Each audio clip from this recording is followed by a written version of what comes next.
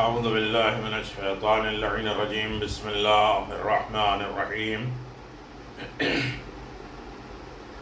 الحمد للہ رب العالمین والصلاة والسلام علی نبی الکریم وعلی آلہ الطیبین الطاہرین المعصومین المنتجبین واللعنۃ اللہ علی اعدائہم من الآن الی قیام یوم الدین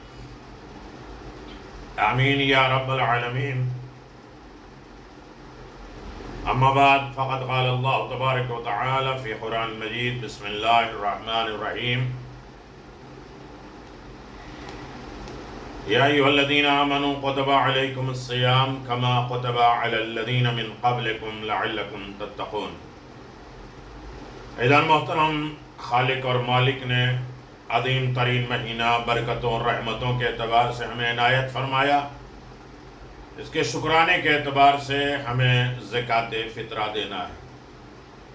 ماہ رمضان کے روزے کے سلسلے میں کوئی کمی رہ گئی ہے، زبان سے، اعضاء و جوارح سے، فکر و نظر سے اس کی روحانیت میں کوئی کمی رہ گئی ہے تو یہ واجب زکوٰۃ فطرہ اس کا فائدہ ہوگا اور وہ اس میں ختم کرے گا۔ واجب میں سے اہم ترین واجب زکوٰۃ فطرہ ہے۔ انفاق کرنا، راہ خدا میں دینا اور غریبوں کا ساتھ دینا اور غریبوں کے ساتھ عید منانا۔ چاند دیکھتے ساتھ یہ واجب ہو جاتا ہے، اور حدیث میں ہے کہ جس طریقے سے نماز میں محمد اور آل محمد کے اوپر صلوات کے بغیر نماز نہیں ہوتی ہے، اسی طریقے سے زکوٰۃ فطرہ ادا کیے بغیر روزہ مکمل نہیں ہوتا ہے۔ امام جعفر صادق علیہ السلام نے فرمایا کہ روزے کی تکمیل زکوٰۃ یعنی فطرہ دینے سے ہوتی ہے، جس طرح نماز کی تکمیل نبی اکرم اور ان کی آل پر درود پڑھنے سے ہوتی ہے۔ اسی لیے جو شخص روزہ رکھے اور عمدن جان بوجھ کے فطرہ دینا چھوڑ دے اس کا روزہ باطل ہو جاتا ہے۔ فطرہ یعنی خطرے سے اپنے آپ کو بچانا ہے سال بھر، تو فطرہ ادا کرنا پڑے گا۔ مسکین، غریب، غربا کا حق ہے، اور ہر آدمی کے لیے فطرہ واجب ہے سوائے فقیر کے۔ گھر میں اگر خدا نخواستہ بہت زیادہ غربت اور فقیری ہے تو ایک آدمی اپنا فطرہ نکالے، دوسرے بیوی کو دے، بیوی نیت کرے، بچوں کو دے، بچے جو ہے وہ دوسرے بچے کو دے، یہاں تک کہ ایک فطرے میں سب نیت کر کے ایک دوسرے کو ادا بھی کرتے جائیں گے، دیتے جائیں گے اگر غریب ہیں تو۔ امام جعفر صادق علیہ السلام نے فرمایا فطرہ چھوٹے بڑے، آزاد غلام، انسان، ہر آدمی کے لیے 3 کلو گیہوں یا کھجور یا خشک انگور یا جو کچھ بھی انسان کھاتا ہے وہ دے دے، تقریباً 3 کلو ہوتا ہے۔ امام امیر المؤمنین فرماتے ہیں کہ امام کو خط لکھا گیا کہ اصحاب میں سا کے وزن میں اختلاف ہے، 3 سا کون سا، 1 سا کون سا؟ تو بعض کہتے ہیں فطرہ مدنی سا سے نکالے جائے یعنی کہا جائے عراقی۔ یہ ساری بحثیں ہیں، لیکن جواب تحریر فرمایا کہ سا مدنی 6 رطل اور عراقی 9 رطل۔ راوی نے بیان کیا کہ تیز آپ نے فرمایا مجھے بتایا کہ وہ وزن میں 1170 درہم کے برابر ہے۔ یہ ساری چیزیں چھوڑتے ہوئے 3 کلو انسان سمجھ لے۔ امام رضا علیہ السلام نے فرمایا محتاج پر صدقہ فطرہ نکالنا واجب نہیں ہے، اور ہر وہ شخص جس کی فطرہ لینا حلال ہے اس پر صدقہ فطرہ نکالنا واجب نہیں ہے۔ کوئی ایسا غریب و فقیر ہے جن کے اوپر فطرہ لازم ہے کہ فطرہ انہیں دیا جائے، وہ فطرہ لیں تو ان کے اوپر فطرہ نکالنا واجب نہیں ہے۔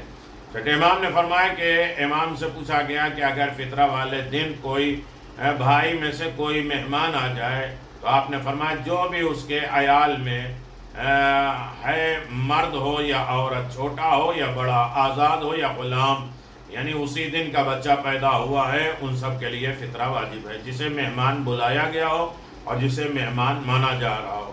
مسجد میں افطار دینے والوں کے لیے فطرہ نہیں ہے، اس لیے کہ وہ ہمارے مہمان نہیں، خدا کے مہمان ہیں اور اس کے اہتمام نہیں کیا گیا۔ امام جعفر صادق علیہ السلام نے فرمایا کوئی حرج نہیں اگر کوئی شخص ایک آدمی کوئی ایک آدمی کو 2 یا 3 4 آدمیوں کا فطرہ دے دے، ایک فطرے سے کم کسی کو نہ دیں، ایک آدمی کو 2 3 4 فطرہ دے سکتے ہیں۔ امیر المومنین سے پوچھا گیا کہ اپنے پڑوسی کو اور بچے کو دودھ پلانے والے اور دایا کا جن کا مذہب معلوم نہیں ہوتا ہے، گھر میں کام والی ہیں اور خدمت گزار ہیں، وہ ناسبی اور دشمن اہل بیت ہیں بھی نہ ہو تو ان کا فطرہ دینا درست ہے؟ آپ نے فرمایا اگر وہ محتاج ہیں تو دینے میں کوئی حرج نہیں ہے۔ امام جعفر صادق علیہ السلام نے فرمایا کہ اسحاق ابن عمار سے روایت کرتی ہے کہ امام نے فرمایا کہ جاؤ ہمارے تمام اہل و عیال گھر والوں کی طرف سے اور ہمارے غلاموں کی طرف سے فطرہ دے دو، ان میں سے کسی ایک کو بھی نہ چھوڑنا، اس لیے کہ اگر تم نے ان میں سے کسی آدمی کو چھوڑ دیا تو اس کے فوت ہونے کا خوف ہوگا، یعنی فطرہ نہیں دیا تو بلا وقت موت، اچانک موت، حادثاتی موت یا اور کوئی مسائل سے موت آئے گی اور موت کا خطرہ رہے گا۔ موت تو برحق ہے لیکن ایسی بری موت نہ آئے، اللہ نہ کرے۔ راوی نے عرض کیا کیا فوت کا کیا مطلب ہے؟ تو آپ نے فرمایا موت۔ امیر المؤمنین علی ابن ابی طالب علیہ السلام فرمایا جو شخص فطرہ ادا کرے گا اللہ اس کے زکوٰۃ مال کی ادائیگی میں جو کمی رہ گئی ہے وہ اس فطرے سے وہ پورا کر دے گا۔ بہت اہم ترین عبادت ہے نماز کی قبولیت، روزے کی قبولیت اور تمام نقص اور عیب کو پورا کرنے کا بہترین وسیلہ زکوٰۃ فطرہ ہے۔ انسان زکوٰۃ فطرہ ادا کر دے، یہی ایک واجب زکوٰۃ ہے جسے انسان کے اوپر سب کے اوپر لازم اور ضروری ہے، ورنہ وہ زکوٰۃ جو اس میں ہر چیز کی ایک معیار ہے، ہر چیز کی ایک حد ہے، لیمٹ ہے، میزان ہے، یہ زکوٰۃ فطرہ سادات کا فطرہ، سادات اور غیر سادات دونوں کو دیا جا سکتا ہے، لیکن غیر سادات کا فطرہ سادات کو نہیں دیا جاتا۔ یہی ایک زکوٰۃ فطرہ واجب صدقہ ہے جسے سید غیر سید کا نہیں لے سکتا۔ تو میرے عزیزان محترم بہت سے مسائل ہیں، اس میں صرف مختصر آپ حضرات کی آمادگی کے لیے توجہ دلانے کے لیے میں نے گزارش کر دی ہے۔ 29 شب کی دعا، بارگاہ رب العزت میں ہم دعا کرتے ہیں بسم اللہ الرحمن الرحیم توکلت علی السید الذی لا یغلبہ احد وتوکل علی الجبار الذي لا يقهر أحد توكلت على العزيز الرحيم الذي يراني حين أقوم وتقلبي في ساجدين توكلت على الحي الذي لا يموت توكلت على من بيده نواسع العباد توكلت على الحي الذي لا يعجل توکلت علی المعبود الذی لا یجور توکلت علی الصمد الذی لم یلد ولم یولد توکلت علی القادر القاہر العلی الصمد توکلت توکلت توکلت توکلت توکلت توکلت توکلت توکلت توکلت توکلت اللہ اکبر۔ حضرات محترم، ہم نے بارگاہ رب العزت میں یہ اعلان فرمایا اور استغاثہ کیا، میرے پروردگار میں نے ایسے سردار پر بھروسہ کیا جسے کوئی مغلوب نہیں کر سکتا، میں نے ایسے زبردست پہ بھروسہ کیا جسے کوئی کسی کام میں نہیں لگا سکتا، میں ایسے مہربان اور زبردست پہ بھروسہ کیا میں نے جو میرے ہر قیام اور سجدے کرنے والوں میں میری گردشوں کو دیکھ رہا ہے، میں نے ایسے زندگی والے پر بھروسہ کیا جس کے لیے موت نہیں، میں نے اس پر بھروسہ کیا تمام بندے جس کے قبضے قدرت میں ہیں، میں نے اس زندگی والے پر بھروسہ کیا جو جلد بازی نہیں کرتا، میں نے اس معبود پہ توکل کیا جو ظلم نہیں کرتا، اور اس بے نیاز پہ بھروسہ کیا جس کے نہ کوئی اولاد ہے نہ یہ کسی سے پیدا ہوا ہے۔ میں قدرت والے قلب والے بزرگ مرتبہ بے نیاز میں میں نے توکل کیا، میں نے توکل کیا، میں نے توکل کیا، میں نے توکل کیا، میں نے توکل کیا، میں نے توکل کیا، میں نے توکل کیا، میں نے توکل کیا، میں نے توکل کیا، اور میں نے توکل کیا، میں نے توکل کیا۔ عزیزان محترم، اس ضمن میں یہ آیت حدیث میں 10 مرتبہ ایک ساتھ توکل ہے، اور اس کے بعد بہت دعاؤں کے بہت سے فقرات میں توکل ہے۔ توکل کا مطلب یہ ہے کہ اللہم لکا سمت وعلی رزقک علیک وعلیک توکل، تو 3 ہی جملہ ہے۔ تیرے رزق سے ہم افطار کرتے ہیں، تجھ پر ہم بھروسہ کرتے ہیں، اور تیرے ہی لیے میں نے روزہ رکھا ہے۔ پورے دین اور مذہب بھروسے کے اوپر ہے۔ آپ جو نماز پڑھ رہے ہیں، روزہ رکھ رہے ہیں، یہ خدا کی ذات پہ بھروسہ ہی تو ہے۔ بھروسے کے اعتبار سے جتنا بچے پہ بھروسہ انسان کرتا ہے، اتنا خدا پہ کرتا ہے۔ جتنا ایک انسان اپنے لائر کے اوپر بھروسہ کرتا ہے، کیا خدا کے اوپر کرتا ہے؟ جتنا ایک مردہ اپنے زندوں پہ بھروسہ کرتا ہے، میرے سر کو جیسے پلٹانا، جیسے اٹھانا، جیسے چاہے کپڑا اٹھانا، جیسے چاہے نہلانا، وہ کہتا ہے کہ میں نے اپنے آپ کو ان کے سپرد کر دیا، حوالے کر دیا، اب مجھے بھروسہ ہے، تو وہ خاموش رہتا، بولتا نہیں۔ اتنا ہی توکل، بھروسہ خدا کی ذات پر ہے ہمارا سارا مسئلہ کل کی پرابلم ہے۔ کل کیا ہوگا، اور کل کیا کھائیں گے، کل کیا دیں گے، اور کل کیا ہوگا، یہ سارے مسائل ہیں۔ آل محمد نے کس طرح توکل کیا ہے، رسول خدا کی زندگی توکل دیکھیے، جناب خدیجہ سلام اللہ علیہ کی زندگی کے توکل دیکھیے، اور امام حسین اور میدان کربلا، پوری 10 چیزیں ایمان کے ذریعے، عقل کے ذریعے، جو ایمان کی منزلوں سے گزرتے گزرتے یقین اور معرفت، اور آخری منزل ہے توکل کی۔ توکل بہت اعلیٰ ڈگری ہے جو انسان کے پاس بہت کم آتی ہے۔ انسان خدا کی ذات پہ بھروسہ نہیں کرتا، اپنے اعضاء و جوارح پہ، اپنی ہمت، اپنی طاقت، اپنے پیسے پہ بھروسہ کرتا ہے، جبکہ ایک لمحے کے لیے ختم ہو جاتا ہے۔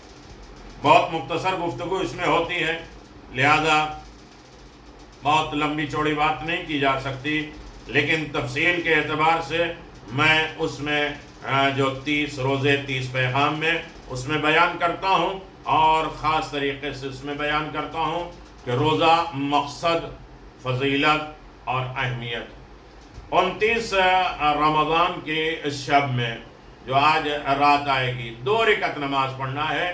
ہر رکعت میں الحمد کے بعد 20 مرتبہ 20 مرتبہ قل هو اللہ احد پڑھنا ہے، دونوں رکعت میں۔ ثواب یہ ہے کہ حق تعالیٰ اس کا شمار رحمت والوں میں کرے گا، علیین میں کرے گا، اس کے اعلیٰ مقام اور اعلیٰ مرتبے تک اس کے اعمال کو فائز کر دے گا۔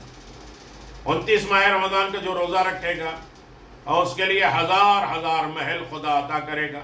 اس محل کے اطراف میں ایک سفید قبا ہوگی، اور اس قبا کے اندر ایک تخت ہوگا، اور سفید نور سے بنا ہوگا، اور اس تخت پہ 1000 فرش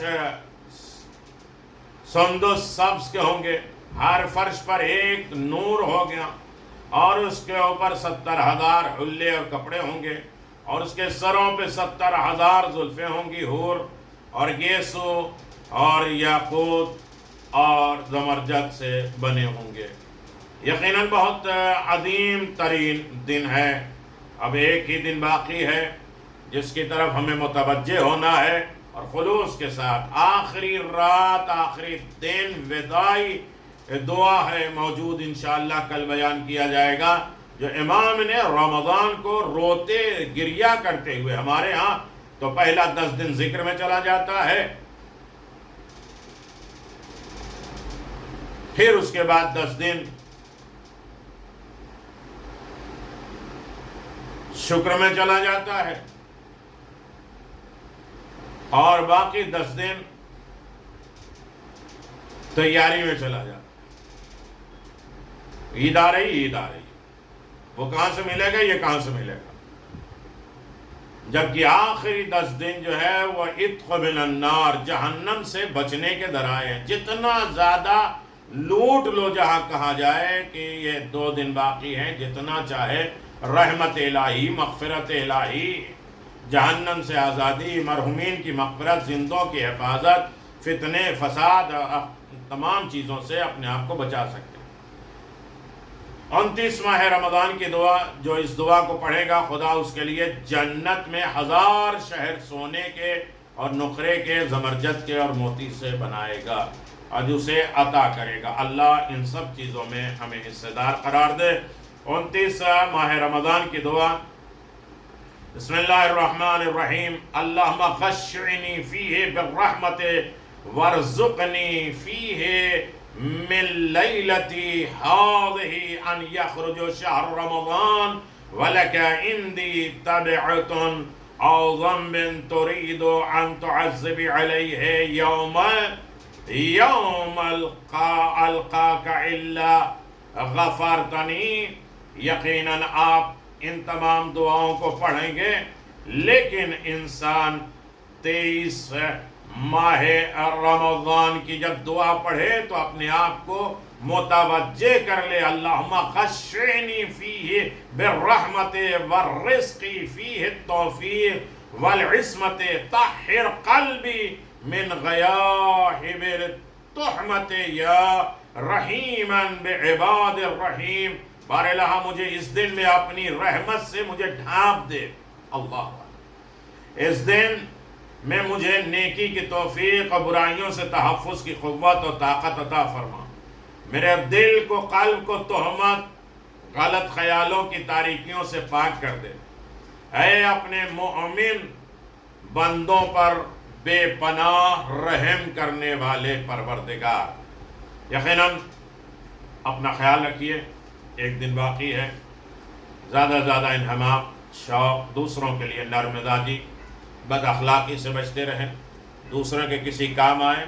ایسے وقت میں، ایسی بیماریوں میں خود اپنا خیال نہیں، دوسروں کا بھی خیال رکھیں، ہماری وجہ سے کسی کو بیماری نہ ہو، تکلیف نہ ہو، دکھ درد نہ ہو، اور ہماری وجہ سے کسی کی زندگی آسان ہو جائے کہ اسے کھانا پینا فطرہ اسی لیے ہے کہ آپ عید سے پہلے بھی دے سکتے ہیں کہ اس کے گھر میں بھی عید کی خوشیاں آ سکیں۔ تو عزیزان محترم، ہمیں دوسروں کا خیال رکھنا ہے۔ عید یعنی وعدہ یعید، پلٹنا ہے، اپنے تمام اصلیت کی طرف چلے جانا ہے۔ جیسے بچہ پیدا ہوتا ہے تو اس کے نام اعمال میں کچھ نہیں ہوتا ہے، اسی لیے عید کو عید کہتے ہیں۔ رمضان کے بعد انسان ایسا پاک و صاف ہو جاتا ہے کہ اس کے نام اعمال میں کوئی خطا، غلطیاں نہیں ہوتی ہیں۔ خداوند عالم ہم سب کی عبادت کو قبول فرمائے، تمام فتنے بلاؤں سے میں محفوظ فرمائے، عزت و کامرانی کی زندگی عنایت فرمائے۔ ربنا تقبل منا انك انت السميع العليم بحق محمد وآله الطيبين الطاهرين۔